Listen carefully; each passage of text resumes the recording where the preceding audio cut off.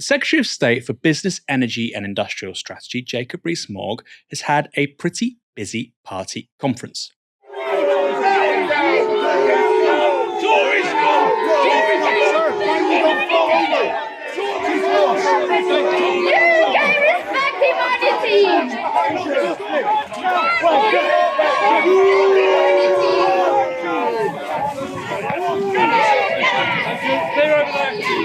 Chris, run towards robbing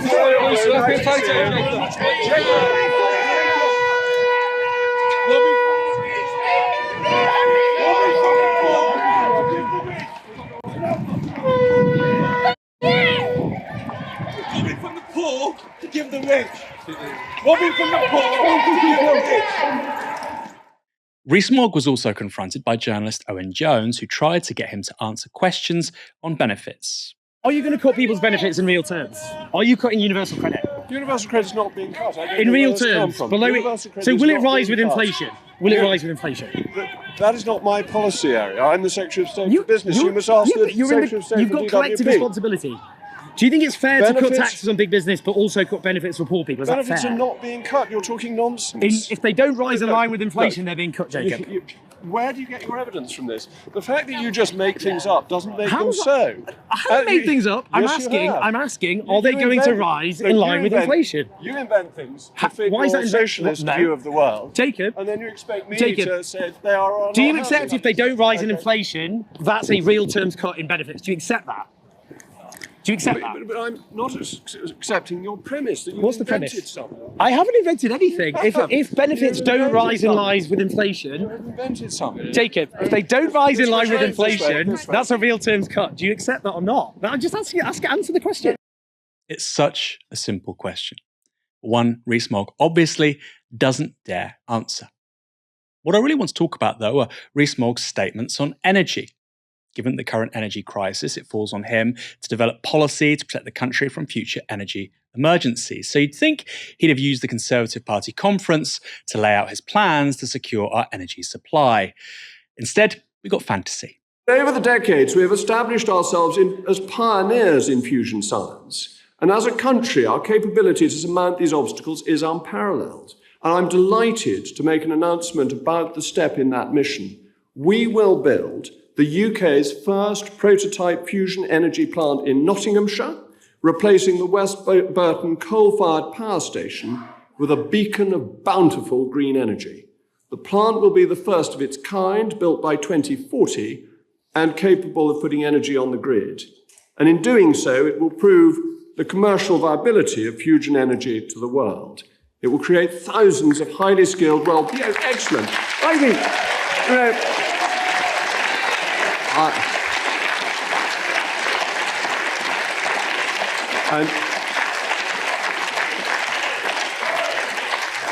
and I hope somebody will clip that as a round of applause for the good people of West Burton in Nottinghamshire for what they are managing to do for this nation. So it could be an industry worth billions of pounds to the UK economy and position the UK to design, manufacture and export the first fleet of fusion plants, putting us in the vanguard of a market with the potential to be worth trillions of pounds a year. Billions and then trillions.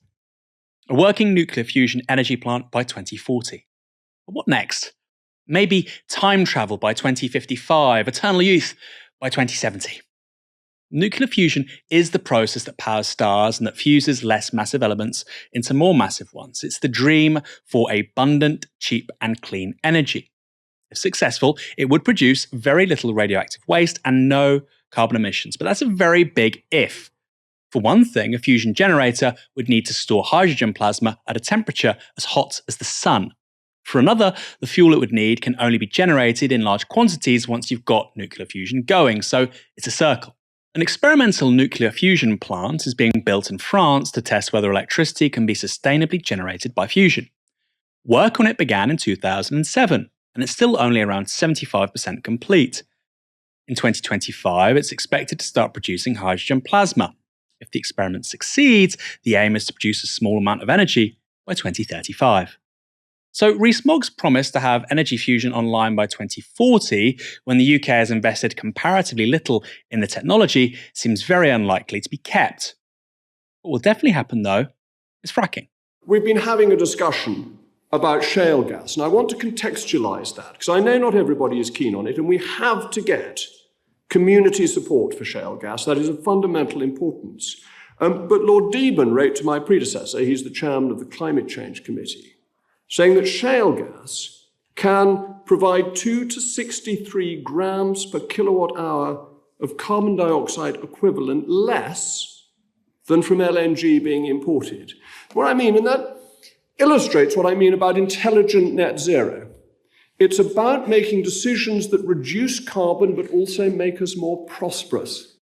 Sure, shale gas might marginally reduce carbon emissions, it's true. What Rees-Mogg doesn't mention is the methane it generates, which is much worse in terms of its effects on climate warming. But fracking also runs the risk of earthquakes and water pollution and remains incredibly unpopular. A September YouGov poll showed that nearly half of respondents were against fracking, with only 28% in favour. Now, Rees-Mogg said that fracking would only go ahead with community support. That's the government's public line. But in private, Rees-Mogg seems to have been trying to find ways to bypass scrutiny.